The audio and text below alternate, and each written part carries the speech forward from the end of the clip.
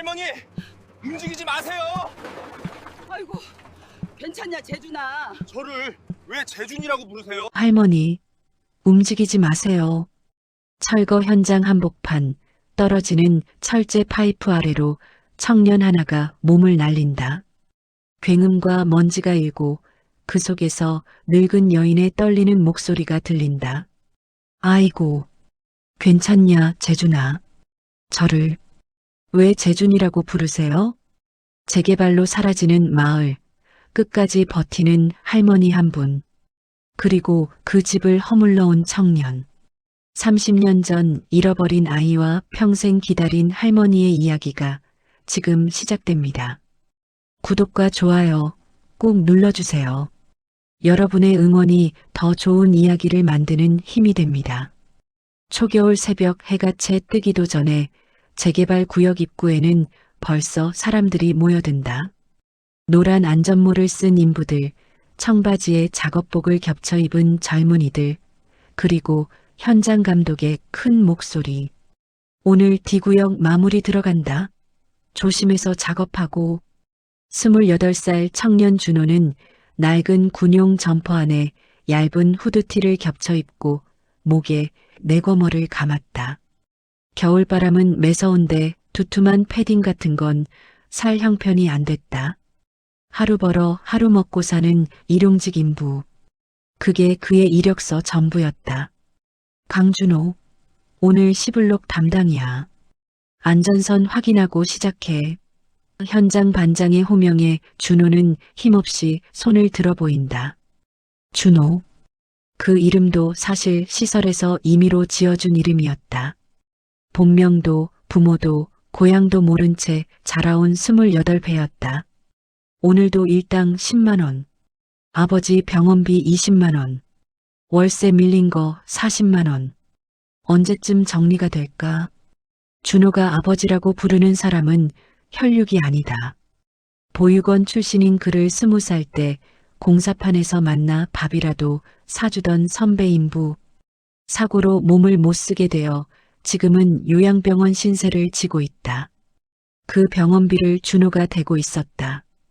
피 한 방울 안 섞인 사이지만 준호에게 그 사람은 이 세상에서 유일하게 가족이라고 부를 수 있는 존재였다.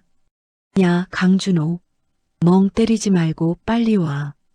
동료의 고함에 준호는 정신을 차리고 현장으로 향한다. 재개발 구역 D-7번지. 이곳은 원래 70년대에 조성된 오래된 주택가였다. 좁은 골목길, 대문마다 달린 낡은 우편함, 빨래를 넣는 옥상, 골목 어귀마다 놓인 화분들. 한때는 사람 냄새 가득했을 동네가 이제는 텅 비어 유령 마을처럼 변해 있었다. 대부분의 집은 이미 철거가 끝났고 남은 건 폐허 같은 건물 몇 채뿐이었다. 그런데 이상하게도 그 한복판에 집 한 채가 온전히 서 있었다. 붉은 벽돌로 지어진 단층 주택. 담장은 허물어졌고 마당엔 잡초가 무성했지만 유독 창문만은 깨끗하게 닦여 있었다. 빨간 대문 옆 우편함에는 강옥분이라고 손글씨로 적힌 이름표가 붙어 있었다. 저 집은 왜 안 허물어요? 준호가 반장에게 물었다. 아, 저기 할머니가 끝까지 안 나간대. 보상금도 다 줬는데 집을 안 비운다고 버티고 있어.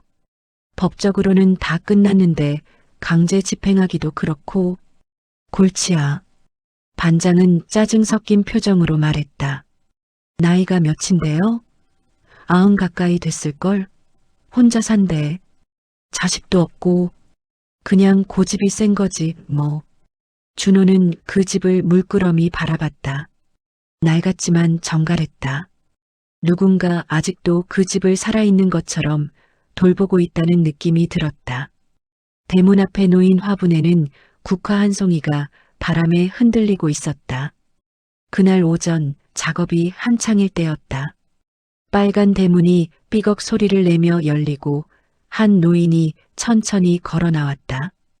허리가 약간 굽었지만 걸음걸이는 꽤 단단했다. 흰머리를 뒤로 곱게 빗어 넘기고 남색 점퍼를 입은 할머니. 강옥분이었다. 아니, 왜 사람 집 앞에서 이 난리여? 할머니의 목소리는 높지 않았지만 또렷했다. 현장 직원 하나가 다가갔다. 할머니, 위험하니까 안에 계세요. 저희 일하는데 다치시면 큰일 납니다. 이 집은 못 허물어. 내 남편이 손수 벽돌 하나하나 쌓아 올려 지은 집이여. 여기서 내 아들 낳고 손주 키웠어. 이 집을 내가 어떻게 떠나노? 할머니의 목소리가 떨렸다. 할머니, 보상금 다 받으셨잖아요. 이제 법적으로도 소유권 넘어갔어요. 이러시면 저희도 곤란합니다. 법이 뭔디? 사람 마음도 모르는 게 법이요? 말다툼이 이어지는 사이 준호는 조용히 할머니 옆으로 다가갔다. 할머니, 위험하니까 일단 안으로 들어가 계세요. 저희가 조심해서 작업할게요. 할머니는 고개를 들어 준호를 바라봤다. 그리고 갑자기 눈을 크게 떴다. 내 얼굴 어디서 본 것 같은데. 준호는 어색하게 웃었다. 아니에요, 할머니. 저 여기 온 지 얼마 안 됐어요. 아니야. 눈매가 아주 옛날에 잃어버린 우리 재준이하고 똑같네. 그 말에 준호의 가슴이 이상하게 철렁 내려앉았다. 재준. 그 이름이 왠지 낯설지 않게 느껴졌다. 하지만 그는 애써 태어난 척했다. 그냥 사람은 다 비슷하게 생겼잖아요. 들어가 계세요, 할머니.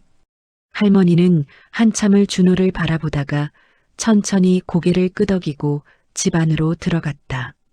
대문이 닫히는 소리가 유난히 무겁게 들렸다. 야, 강준호. 할머니가 너 좋아하나 보네. 동료가 옆에서 웃으며 말했다. 아니에요. 그냥 착각하신 것 같아요. 준호는 대수롭지 않게 넘겼다. 하지만 가슴 한구석이 이상하게 간질거렸다. 재준이라는 이름, 그리고 할머니의 눈빛. 뭔가 낯익은 듯한 그 느낌이 쉽게 지워지지 않았다. 그날 저녁 작업이 끝나고 집으로 돌아가는 길. 준호는 다시 한번 그 붉은 벽돌집을 돌아봤다. 창문 너머로 희미한 불빛이 새어나왔다. 할머니는 아직 그 집을 지키고 있었다. 누군가를 그렇게 오래 기다린다는 게 어떤 기분일까? 준호는 혼잣말처럼 중얼거렸다. 시설에서 자란 그에게 기다림이라는 건 언제나 일방적인 것이었다.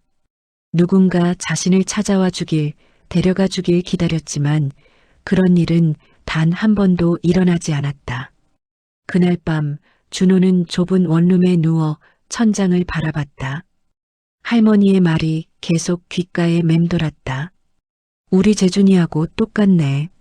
준호는 눈을 감았다. 그리고 알 수 없는 불안과 기대가 뒤섞인 감정 속에서 잠이 들었다.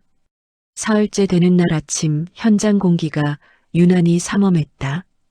오늘은 D구역 마지막 철거 작업이 예정되어 있었다. 할머니 집 바로 옆 반쯤 무너진 3층 건물을 완전히 철거하는 날이었다. 오늘 조심해서 작업한다. 저 건물 구조가 불안정하니까 안전거리 꼭 지키고. 현장 감독이 확성기를 들고 소리쳤다. 굴삭기 엔진 소리가 우렁차게 울리고 철제 비계가 삐걱거리며 흔들렸다. 준호는 안전모를 눌러쓰고 건물 뒤편에서 잔해를 치우고 있었다. 벽돌 조각, 철근, 깨진 유리 파편들. 한때 누군가의 집이었을 이 모든 것들이 이제는 그저 쓰레기가 되어버렸다. 그때였다. 할머니, 거기 나오시면 안 돼요. 누군가의 외침이 들렸다. 준호가 고개를 들자 옥분 할머니가 대문 밖으로 나와 작업 현장 쪽으로 걸어오고 있었다. 저 사람들 좀 말려봐. 우리 집 담장까지 건드리면 안 된다니까. 할머니는 지팡이를 짚고 건물 쪽으로 다가왔다. 현장 직원들이 황급히 말렸지만 할머니는 고집스럽게 계속 걸어갔다. 바로 그 순간이었다. 우르르르릉. 건물 3층에서 묶여있던 철제 파이프 다발이 고정고리가 끊어지며 아래로 떨어지기 시작했다. 시간이 느리게 흐르는 것 같았다. 먼지가 일고 철근이 비명을 지르듯 꺾이는 소리가 들렸다. 그리고 그 바로 아래에 옥분 할머니가 서 있었다. 할머니. 준호는 생각보다 몸이 먼저 움직였다. 뇌가 판단하기도 전에 다리가 뛰었다. 심장이 터질 것처럼 빠르게 뛰었고 귀에서는 윙 하는 소리가 났다. 안 돼, 안 돼, 안 돼. 머릿속에서 그 말만 반복됐다. 준호는 있는 힘껏 할머니를 향해 달렸다. 떨어지는 철제 파이프가 점점 가까워졌다. 5m, 3m, 1m. 준호는 할머니를 끌어안듯 밀쳐냈다. 쾅! 굉음과 함께 철제 구조물이 바닥을 강타했다. 먼지가 사방으로 퍼지고 비명소리가 들렸다. 준호는 할머니를 감싸 안은 채 옆으로 굴러떨어졌다. 철골 파이프 하나가 준호의 오른쪽 어깨를 스치고 지나갔다. 으윽! 준호는 신음을 삼켰다. 어깨가 찢어지는 것 같았다. 따뜻한 액체가 팔을 타고 흘러내렸다. 아이고, 괜찮냐, 얘야. 할머니가 준호의 얼굴을 들여다보며 소리쳤다.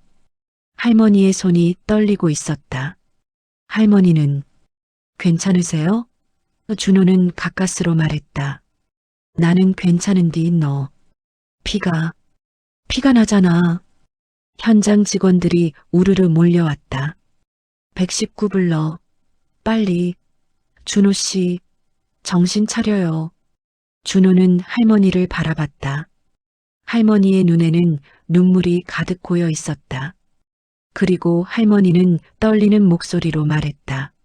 아이고, 재준아. 괜찮냐, 우리 재준아. 저를 왜 재준이라고. 준호는 숨을 헐떡이며 물었다. 아, 내가 또 그랬구나. 미안하다. 그게 우리 손주 이름이요. 재준이. 할머니는 손으로 입을 막았다. 준호는 할머니의 얼굴을 빤히 바라봤다. 이상했다. 처음 보는 사람인데 왜 이렇게 마음이 아플까? 왜 이 할머니가 자신을 걱정하는 게 이렇게 당연하게 느껴질까? 구급차가 도착했다. 구급대원들이 준호를 들것에 올렸다. 할머니는 계속 준호의 손을 잡고 있었다. 괜찮을 거요. 괜찮을 거야. 할머니는 마치 자신에게 하는 말처럼 중얼거렸다. 병원으로 가는 구급차 안에서 준호는 천장을 바라봤다. 어깨는 아팠지만 이상하게도 마음은 따뜻했다. 누군가 자신을 진심으로 걱정해준다는 느낌. 그게 이렇게 뜨거운 것인지 처음 알았다. 준호, 재준이. 두 이름이 머릿속에서 맴돌았다. 병원에서 응급처치를 받고 나서 준호는 다시 현장으로 돌아갔다. 어깨에 붕대를 감고 팔을 삼각건으로 고정한 채였지만 일은 해야 했다. 일당을 못 받으면 병원비를 낼 수 없었다. 현장에 도착하자 할머니가 집 대문 앞에 서서 기다리고 있었다. 준호를 보자 할머니는 황급히 다가왔다. 얘야, 괜찮냐? 병원에서 쉬어야 하는 거 아이가? 괜찮아요, 할머니. 이 정도는 아무것도 아니에요. 아무것도 아닌 게 어딨어. 너, 나 때문에 다쳤잖아. 할머니의 목소리가 떨렸다. 준호는 할머니를 보며 웃었다. 할머니 다치는 것보다는 나은걸요. 저는 젊으니까 금방 나아요. 할머니는 한참을 준호를 바라보다가 조용히 물었다. 너, 이름이 뭐라 카노? 강준호요. 준호. 할머니는 그 이름을 천천히 되뇌었다. 그리고 눈물을 닦았다. 우리 집에 들어와라. 밥이라도 먹어야 할 거 아이가. 아니에요, 할머니. 괜찮아요. 괜찮긴 뭐가 괜찮노. 나 때문에 다친 사람 밥도 안 먹이고 보낼 수는 없지. 할머니는 준호의 팔을 잡아 끌듯 집 안으로 데리고 갔다. 준호는 어쩔 수 없이 따라 들어갔다. 붉은 벽돌집 안은 낡았지만 깨끗했다. 오래된 가구들, 바래진 벽지, 삐걱거리는 마루. 하지만 모든 게 정갈하게 정리되어 있었다. 거실 한쪽 벽에는 사진들이 걸려 있었다. 흑백 사진, 오래된 컬러 사진들. 웃고 있는 사람들의 얼굴. 여기 앉아라. 할머니는 준호를 작은 밥상 앞에 앉혔다. 그리고 부엌으로 가서 뚝딱뚝딱 무언가를 만들었다. 잠시 후 따뜻한 미역국과 밥 한 그릇이 나왔다. 먹어라. 많이 안 되지만. 할머니, 이럴 필요 없는데요. 필요 있지. 너는 내 은인이잖너. 준호는 숟가락을 들었다. 그리고 한술 떠서 입에 넣는 순간 눈물이 날 것 같았다. 누군가 자신을 위해 차려준 밥상. 그게 이렇게 따뜻한 것인지 몰랐다. 할머니, 왜 그러노? 맛있어요. 할머니는 조용히 웃었다. 그리고 준호가 밥을 먹는 모습을 물끄러미 바라봤다. 마치 오래전 누군가를 보듯이. 밥을 다 먹고 나서 준호는 일어서려 했다. 그때 할머니가 말했다. 얘야, 너 부모님은 어디 계시노? 준호는 잠시 멈칫했다. 없어요. 돌아가셨나? 아니요. 보육원에서 자랐어요. 부모가 누군지 몰라요. 할머니의 얼굴이 굳었다. 그랬구나. 괜찮아요. 익숙해요.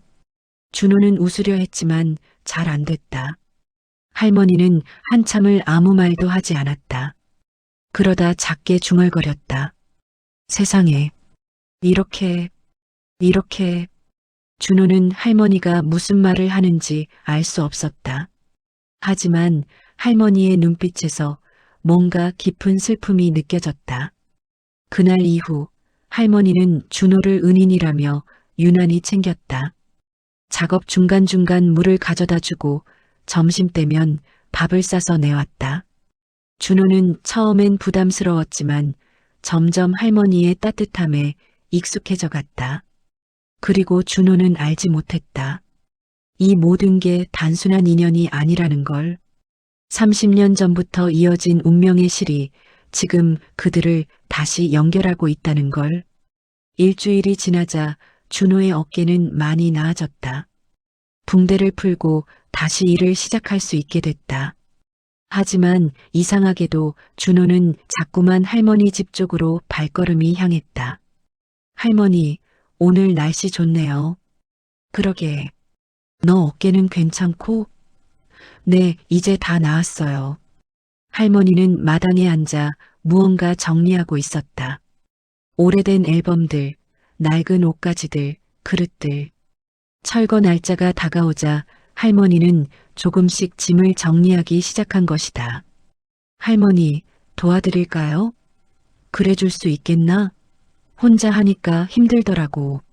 준호는 할머니를 도와 집 앞물건들을 정리하기 시작했다. 거실 장롱, 부엌 찬장, 안방 옷장. 하나하나 열어볼 때마다 세월의 무게가 느껴졌다. 안방 옷장 깊숙한 곳을 정리하던 중이었다. 준호의 손이 낡은 나무 상자 하나에 닿았다. 먼지가 쌓인 작은 상자. 크기는 신발 상자만 했다. 할머니, 이건 뭐예요? 준호가 상자를 꺼내들며 물었다. 할머니는 그 상자를 보자 얼어붙었다. 한참을 아무 말도 하지 못하다가 떨리는 목소리로 말했다. 그거 재준이 거요. 재준이요? 할머니 손주분? 그래. 준호는 조심스럽게 뚜껑을 열었다. 상자 안에는 여러 물건들이 담겨 있었다. 어린아이의 작은 신발 한 켤레, 바래진 아기 옷 한 벌, 그리고 사진 몇 장. 사진 속에는 서너 살쯤 되어 보이는 남자아이가 환하게 웃고 있었다. 까만 머리, 동그란 눈, 볼에 보조개. 준호는 그 사진을 보는 순간 심장이 멎는 것 같았다. 사진 속 아이의 얼굴이 자신이 어렸을 때 찍었던 단 한 장의 사진 속 얼굴과 너무나 닮아 있었다.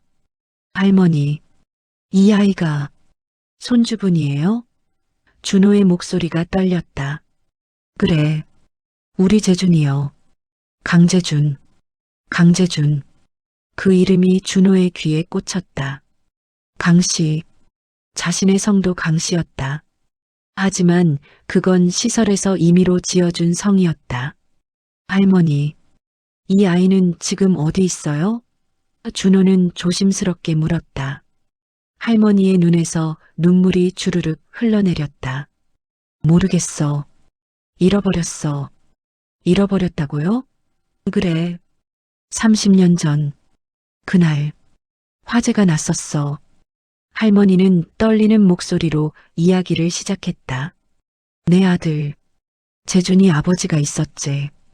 공장에서 일하다가 사고로 일찍 세상을 떠났어. 며느리, 재준이 엄마는 남편 잃고 나서 견디지 못하고 재준이를 두고 떠나버렸고, 할머니는 눈물을 닦았다. 그래서 내가 재준이를 키웠어. 4살, 5살. 그 아이는 참 착했어. 밥도 잘 먹고 말도 잘 듣고 내가 일하러 나가면 혼자서도 잘 놀고 있고. 그런데 그날 내가 일하는 공장에 불이 났어. 작은 화재였는데 연기가 너무 많이 나서 나는 병원에 실려갔고. 할머니의 목소리가 더 떨렸다. 재준이는 그날 친척 집에 맡겼었어. 하루만 봐달라고. 근데 내가 병원에서 깨어났을 때 재준이가 없어진 거요. 없어졌다고요? 친척이 재준이를 어딘가에 맡겼다고 했어. 나는 화상으로 일을 못하게 됐고 재준이를 키울 형편이 안 된다고. 그래서 시설로 보냈다고. 준호의 숨이 멎었다. 시설. 그 단어가 그의 가슴을 강타했다. 할머니, 그 아이를 시설로 보냈다고요? 그래. 근데 내가 나중에 찾으러 갔을 때는 기록이 다 바뀌어 있었어. 이름도 생년월일도 아무것도 찾을 수가 없었어. 할머니는 울먹였다. 개명이 됐다고 했어. 새 가족을 찾으면 혼란스럽지 않게 하려고 이름을 바꿨다고. 근데 재준이는 끝내 입양도 안 됐더라고. 내가 제대로 찾았으면, 내가 조금만 더 빨리 찾았으면. 준호는 상자 속을 다시 뒤졌다. 그리고 작은 종이 하나를 발견했다. 낡고 바래진 종이. 거기에는 손으로 쓴 글씨가 희미하게 남아 있었다. 강재준, 1996년 3월 15일생. 준호의 손이 떨렸다. 3월 15일. 자신의 생일이었다. 시설에서 알려준 생일. 할머니. 준호는 목이 메어 말을 잇지 못했다. 왜 그러노 얘야? 저도 3월 15일생이에요. 할머니는 그 말에 멈췄다. 그리고 천천히 준호를 바라봤다. 뭐라고? 저도 1996년 3월 15일이에요. 시설에서 그렇게 알려줬어요. 할머니의 얼굴이 하얗게 변했다. 손이 떨리기 시작했다. 그럼, 설마. 준호는 사진을 다시 들여다봤다. 그리고 자신의 어린 시절 사진을 떠올렸다. 닮았다. 너무나 닮았다. 얼굴만이 아니었다. 왼쪽 볼에 있는 작은 점. 준호에게도 같은 자리에 점이 있었다. 할머니, 혹시? 준호는 말을 잇지 못했다. 할머니는 준호의 얼굴을 두 손으로 감싸쥐었다. 그리고 울기 시작했다. 재준아, 우리 재준이. 너. 할머니, 정말? 그래. 넌 우리 재준이여. 두 사람은 그 자리에 주저앉아 한참을 울었다. 30년 만에 다시 만난 할머니와 손주. 하지만 아직 확신할 수는 없었다. 너무나 많은 시간이 흘렀고 기억은 희미했다. 할머니, 정말 확실한 건가요? 준호는 떨리는 목소리로 물었다. 나도 확신은 못하겠어. 근데 내 마음이 그렇다고 말하고 있어. 준호는 상자 속을 다시 뒤졌다. 그리고 서류 하나를 발견했다. 출생신고서 사본. 거기에는 강재준이라는 이름과 함께 보호자 강옥분이라고 적혀 있었다. 할머니, 이걸로 DNA 검사 같은 거 할 수 있을까요? DNA? 네. 확실하게 확인할 수 있잖아요. 할머니는 고개를 끄덕였다. 그래. 그래야겠구나. 나도 확실히 알고 싶어. 그날 밤 준호는 잠을 이룰 수 없었다. 혹시 정말로 자신이 할머니의 손주라면? 자신에게도 가족이 있었다면? 30년 동안 할머니가 자신을 찾고 있었다면? 만약 진짜라면 나는 준호는 눈물을 삼켰다. 기쁨과 슬픔이 동시에 밀려왔다. 가족을 찾았다는 기쁨, 그리고 30년을 헤어져 있었다는 슬픔. 이틀 후 두 사람은 조용히 병원을 찾았다. DNA 검사를 위해서였다. 결과는 일주일 후에 나온다고 했다. 그 일주일이 준호에게는 영원처럼 느껴졌다. 일주일은 길고도 짧았다. 준호는 매일 현장에 나갔지만 일에 집중할 수 없었다. 할머니도 마찬가지였다. 두 사람은 서로를 보며 조심스럽게 웃었지만 마음속으로는 결과를 기다리며 조마조마해했다. 드디어 그날이 왔다. 병원에서 연락이 왔다. 검사 결과 나왔습니다. 방문해 주세요. 준호와 할머니는 함께 병원으로 갔다. 진단검사의학과 상담실. 의사가 서류를 펼쳐놓고 말했다. DNA 검사 결과 99.9% 이상의 확률로 친족 관계가 맞습니다. 할머니와 손자 관계로 보입니다. 그 말이 떨어지는 순간 준호의 눈에서 눈물이 쏟아졌다. 할머니도 손으로 얼굴을 가리고 흐느꼈다. 정말이구나. 할머니, 우리 재준이 정말 너였구나. 두 사람은 상담실에서 한참을 울었다. 30년 만에 찾은 가족. 그 무게가 너무나 무거웠다. 병원을 나와 두 사람은 할머니 집으로 돌아왔다. 붉은 벽돌집. 이제 그 집은 준호에게도 의미가 달라졌다. 자신이 태어나고 자랐던 집. 할머니가 30년 동안 지켜온 집. 재준아. 할머니는 준호를 재준이라고 불렀다.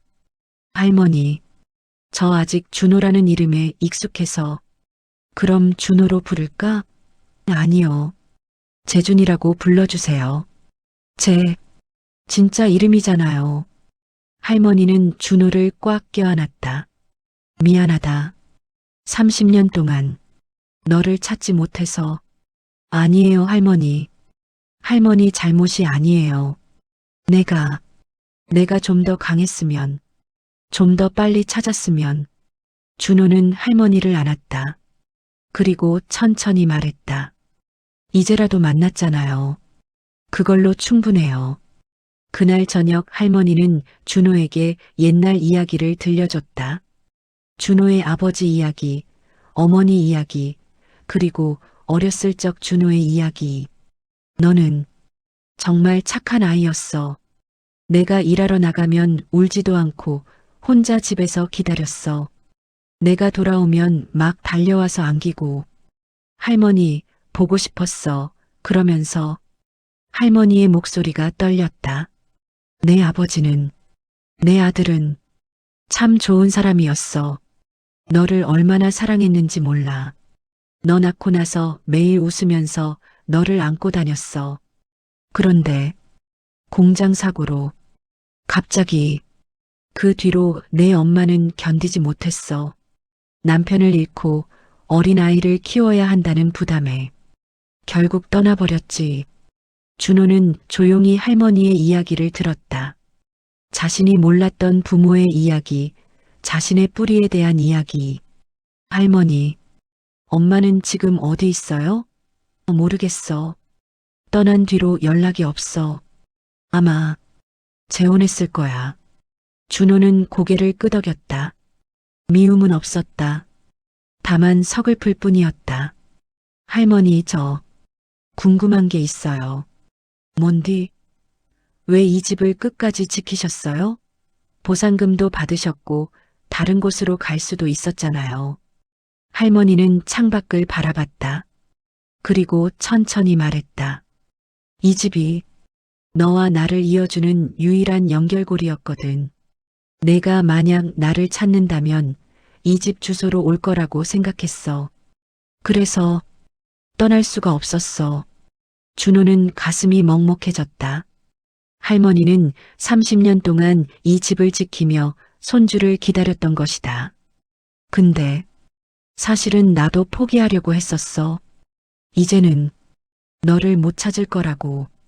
너도 이미 어른이 됐을 거고 다른 가족이 있을지도 모른다고. 할머니는 눈물을 닦았다. 그런데 내가 나타났어. 내 눈앞에 너를 닮은 청년이 나타났어. 처음 봤을 때부터 가슴이 떨렸어. 혹시나 했는데 정말 두 사람은 한참을 말없이 앉아 있었다. 30년의 세월이 그들 사이를 가로막고 있었지만 동시에 그들을 다시 이어주고 있었다. 재준아, 내 할머니, 나 이제 이 집 떠나도 괜찮겠어. 너를 찾았으니까. 준호는 할머니의 손을 꽉 잡았다. 할머니, 저 앞으로 할머니 모시고 살고 싶어요. 그래줄 수 있겠냐? 당연하죠. 저 이제 가족 있잖아요. 할머니는 환하게 웃었다. 30년 만에 보는 진짜 웃음이었다. 그날 밤 준호는 할머니 집에서 처음으로 잠을 잤다. 오래된 이불, 삐걱거리는 마루, 할머니의 코 고는 소리. 모든 게 낯설었지만 동시에 너무나 편안했다. 준호는 어둠 속에서 중얼거렸다. 아버지, 저 이제 집에 왔어요. 할머니 찾았어요. 그리고 조용히 눈물을 흘렸다. 기쁨의 눈물이었다. 하지만 행복은 오래가지 못했다. 며칠 후 재개발 조합에서 최종 철거 통보가 왔다. D-7번지, 즉 할머니 집은 다음 주 월요일에 철거된다는 내용이었다. 할머니, 이거. 준호는 통보서를 들고 할머니에게 보여줬다. 할머니는 고개를 끄덕였다. 알고 있어. 이제는 어쩔 수 없지. 할머니 싫으시면 제가 조합이랑 다시 얘기해 볼게요. 아니다, 재준아. 괜찮아. 나 너를 찾았으니까. 이제 이 집 떠나도 괜찮아. 하지만 할머니의 얼굴은 슬퍼 보였다. 이 집은 단순한 건물이 아니었다.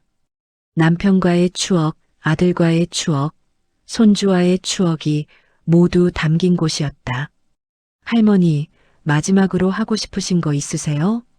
준호가 물었다. 할머니는 잠시 생각하다가 말했다.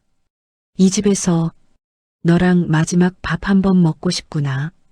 예전처럼, 내가 어렸을 때처럼.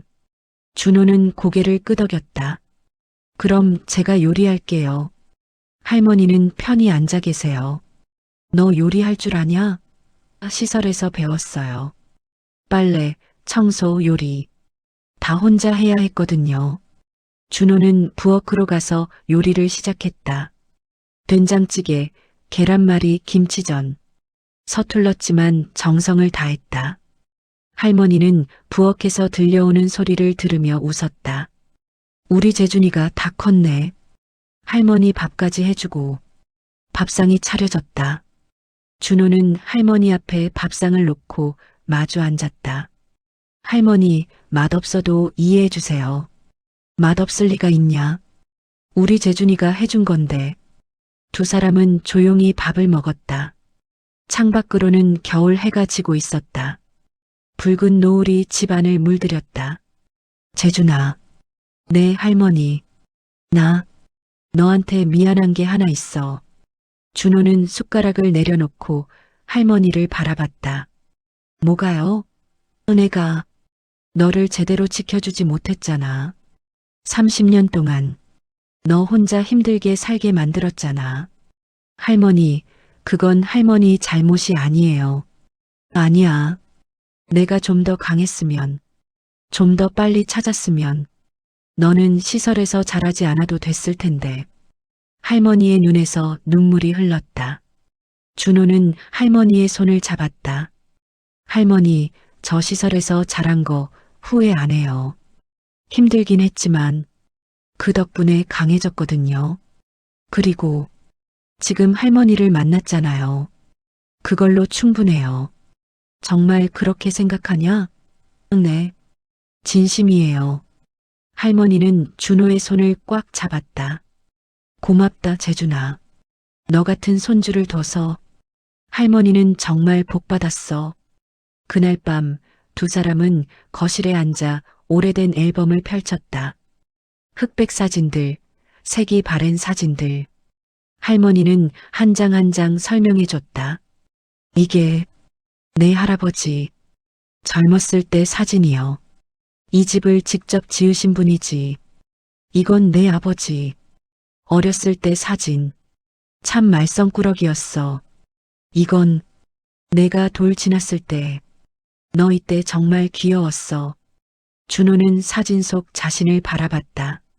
낯설었지만 동시에 친근했다. 이게 자신의 뿌리였다. 자신의 시작이었다. 할머니, 이 사진들 제가 가져도 돼요? 당연하지. 다 내 거야. 내 역사니까. 그날 밤 늦게까지 두 사람은 이야기를 나눴다. 잃어버린 30년을 채우듯이. 할머니는 과거를 이야기했고 준호는 자신의 삶을 이야기했다. 시설에서의 생활, 일용직 노동자로 살아온 이야기, 그리고 아버지라고 부르는 선배 이야기. 그 선배분, 참 좋은 분이구나. 나중에 한번 만나봐야겠다. 네, 할머니. 병원에 계신데 꼭 소개해 드릴게요. 그래. 내가 힘들 때 도와주신 분이니까. 우리 가족이나 마찬가지제. 준호는 따뜻한 마음이 들었다. 가족. 그 단어가 이렇게 포근할 줄 몰랐다. 하지만 행복한 시간은 빠르게 지나갔다. 철거일이 다가왔다. 할머니는 점점 불안한 모습을 보였다. 밤에 잠을 제대로 자지 못했고 가끔 멍하니 벽을 바라보기도 했다. 할머니, 괜찮으세요? 응, 괜찮아. 그냥 이 집에서의 마지막이라고 생각하니까 조금 슬프구나. 준호는 할머니를 꼭 안아주었다. 할머니, 집은 없어져도 기억은 남아요. 저도 있고요. 그래, 내 말이 맞아. 내가 있으니까. 괜찮아. 그러나 준호는 알지 못했다. 할머니의 몸이 점점 약해지고 있다는 것을. 30년 동안의 기다림과 그리움이 할머니의 몸을 갉아먹고 있었다는 것을. 그리고 철거 당일 예상치 못한 일이 일어났다. 철거 당일 아침, 하늘은 흐렸고 찬바람이 불었다. 굴삭기들이 D-7번지 앞에 도열해 있었다. 할머니의 붉은 벽돌집을 허물 준비가 끝난 것이다. 준호는 할머니를 부축해서 집 밖으로 나왔다. 할머니는 대문을 나서며 집을 뒤돌아봤다. 30년 동안 지켜온 집, 남편과 아들, 그리고 손주의 기억이 담긴 집. 할머니 가요. 이제. 준호가 조심스럽게 말했다. 할머니는 고개를 끄덕였다. 그래, 가자. 그런데 할머니가 갑자기 비틀거렸다. 할머니. 준호가 황급히 할머니를 붙잡았다. 할머니의 얼굴이 창백했다. 할머니, 괜찮으세요? 어지럽구나. 잠깐만. 할머니는 손으로 이마를 짚었다. 할머니, 병원 가야 돼요. 아니다. 괜찮아. 그냥 좀 쉬면. 하지만 할머니의 몸은 점점 기운을 잃어갔다. 그리고 준호의 팔 안에서 천천히 주저앉았다. 할머니, 할머니. 준호는 소리쳤다. 주변 사람들이 우르르 몰려왔다. 119 불러. 빨리.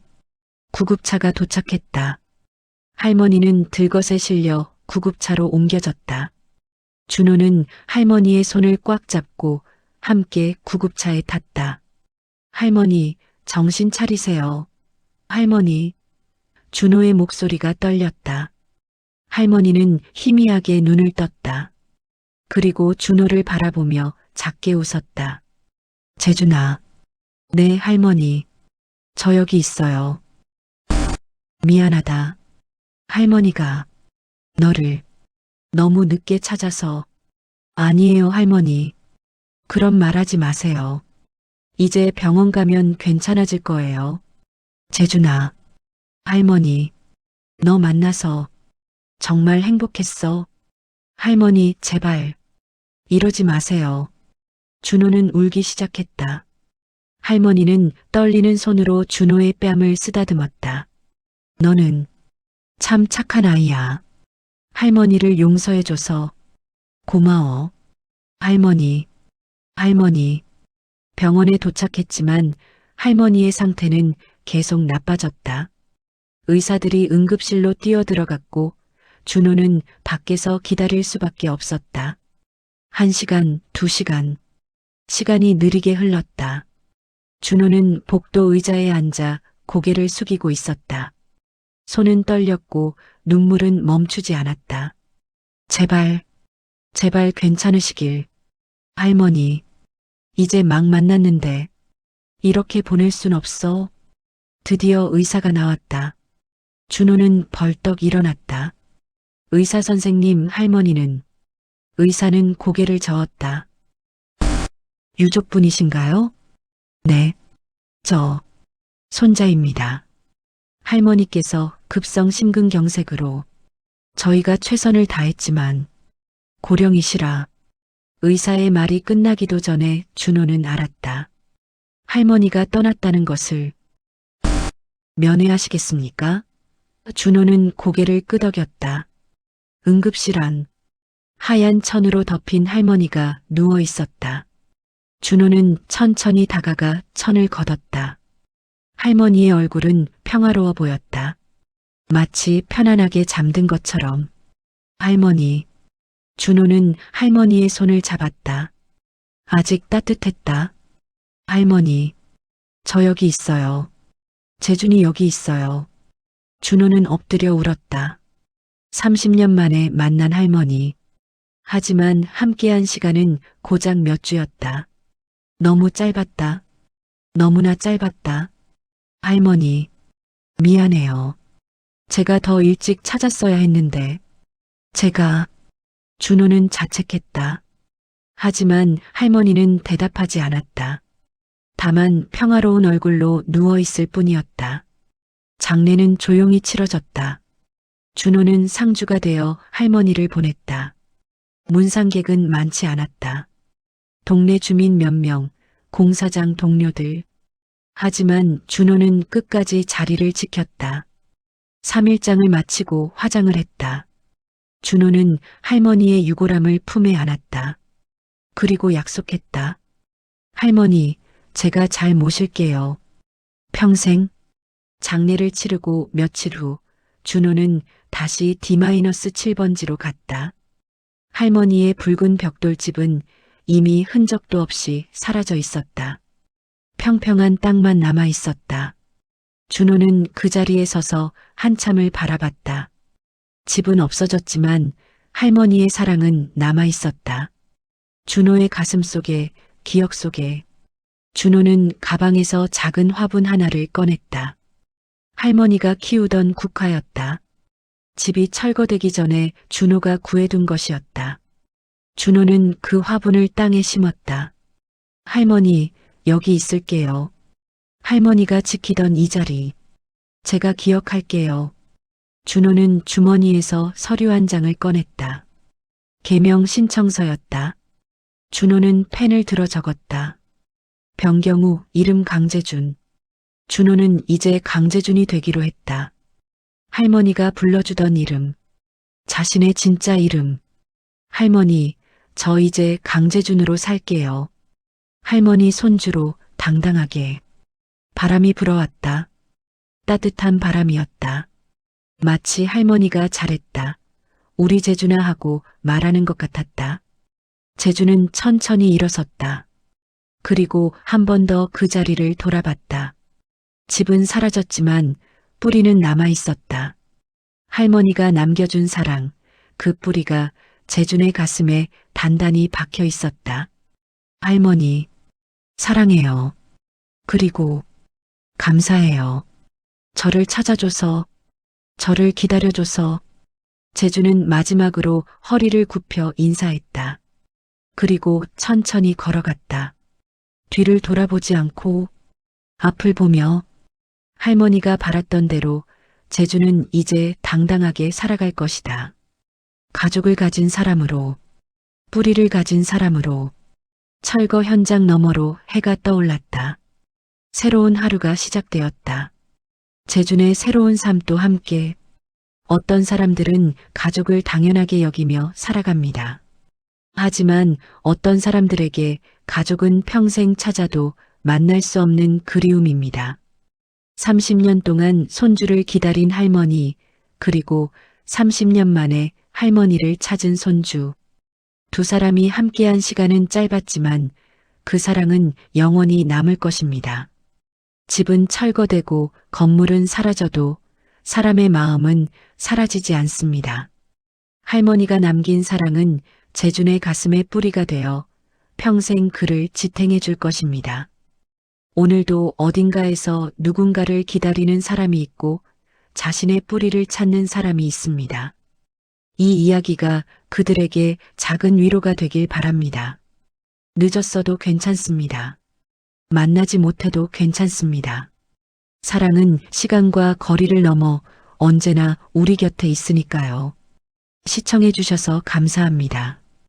구독과 좋아요, 알림 설정으로 다음 이야기에서 또 만나요.